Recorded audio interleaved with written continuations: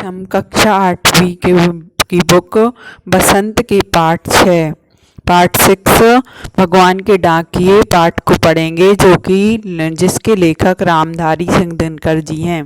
तो पहले हम कविता का सार समझते हुए उस कविता को पढ़ेंगे तथा उसमें जो बातें बताई गई हैं वो समझेंगे, उसके भावार्थ को जानेंगे। तो कविता में दिनकर जी ने पक्षी और बादल को ईश्वर के संदेश वाहक के रूप में किस तरीके से बताया है, यह बताया गया है।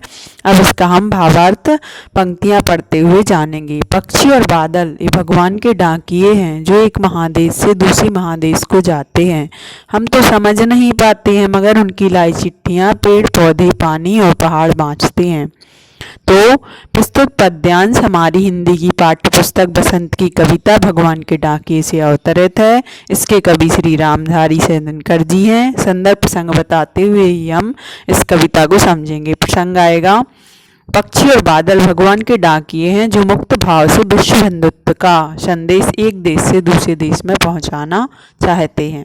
व्याख्या, कवि के अनुसार पक्षी और बादल ईश्वर के डाकिए हैं। ईश्वर के डाकिए पक्षी एक देश से दूसरे देश में विचर कर मतलब उड़ उड़ कर, बादल इधर से उधर उमड़ घुमड़ कर अपना विश्व बंधुत्व का संदेश पूरी प्रकृति अर्थात पेड़ पौधों, सरोवर, सरिताओं, समुद्र व पर्वतों को पहुंचाते हैं। कवि का मानना है पक्षी और बादलों के संदेश को प्रकृति तो समझ लेती है, लेकिन मनुष्य नहीं समझ पाते हैं, कि हम तो समझ नहीं पाते, मगर उनकी लाई चिट्ठियाँ पेड़ पौधे पानी पहाड़ बाँचते हैं। तो विशेष आएगा, खड़ी बोली का प्रयोग है, और ईश्वर ने प्रकृति को ईश्वर ने संदेश व ईश्वर का संदेश वाहक कहा है। पक्षियों और बादलों को भगवान के डाकिए कहा है। इस और पावर्ण की आवृत्ति होने से अनुप्रास अलंकार का प्रयोग है। पेड़ पौधे पानी पहाड़ आया ना, पावर्ण की आवृत्ति, तो अनुप्रास अलंकार है। आगे देखेंगे, हम तो केवल यह आंकते हैं कि एक देश की धरती दूसरे देश को सुगंध भेजती है, और वह सौरभ हवा में तैरते हुए पक्षियों की पाँखों पर तिरता है, और एक देश का भाव दूसरे देश में पानी बनकर गिरता है। तो इसमें प्रसंग आएगा, पक्षी और बादल भगवान के डाकिए हैं, जो मुक्त भाव से विश्व बंधुत्व का संदेश एक देश से दूसरे देश में पहुंचाना चाहते हैं। व्याख्या, इन पंक्तियों में कवि ने इस विचार को स्पष्ट करना चाहा है कि प्रकृति पर एक प्रदेश के फूलों की सुगंध या हवा में तैरकर व पक्षियों के पंखों द्वारा दूसरे देश में बिना किसी बाधा के जाती है। एक देश में बादल बनते हैं, भाप बनती है ना, एक देश में बादल बनते हैं और दूसरे देश में बरसते हैं।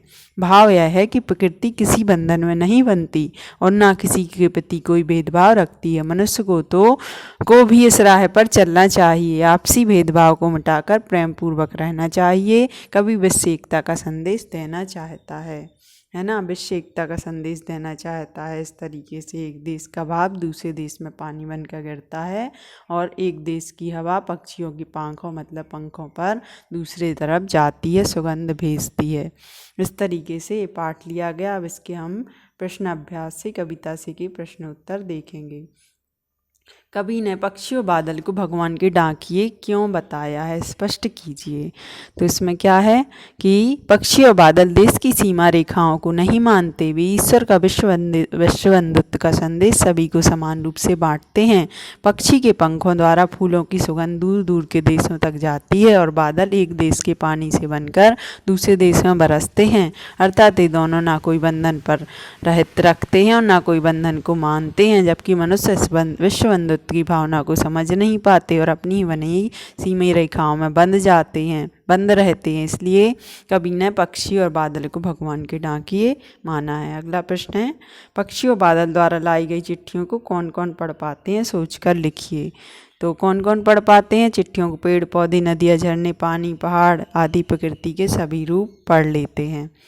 और किन पंक्तियों का भाव है, तो अर्थ दिया है, आपको समझना है किन पंक्तियों का भाव है। चौथा क्वेश्चन है, पक्षी और बादल को चिट्ठियों में पेड़ पौधे पानी और पहाड़ क्या पढ़ पाते हैं, क्या पढ़ पाते हैं, ये भी आपको समझते हुए विश्व बंधुत्व को समझते हैं, एक दूसरे को भेदभाव को नहीं दूर करते हुए सच्ची समय मेल मिलाप को बढ़ाते हैं, और बंधन मुक्त होकर स्वच्छंदतापूर्वक कार्य कर सकते हैं। उनकी यह क्योंकि वो बंधन में नहीं होते हैं। 5वां क्वेश्चन है, एक देश की धरती दूसरे देश को सुगंध भेजती है। कथन का भाव स्पष्ट कीजिए।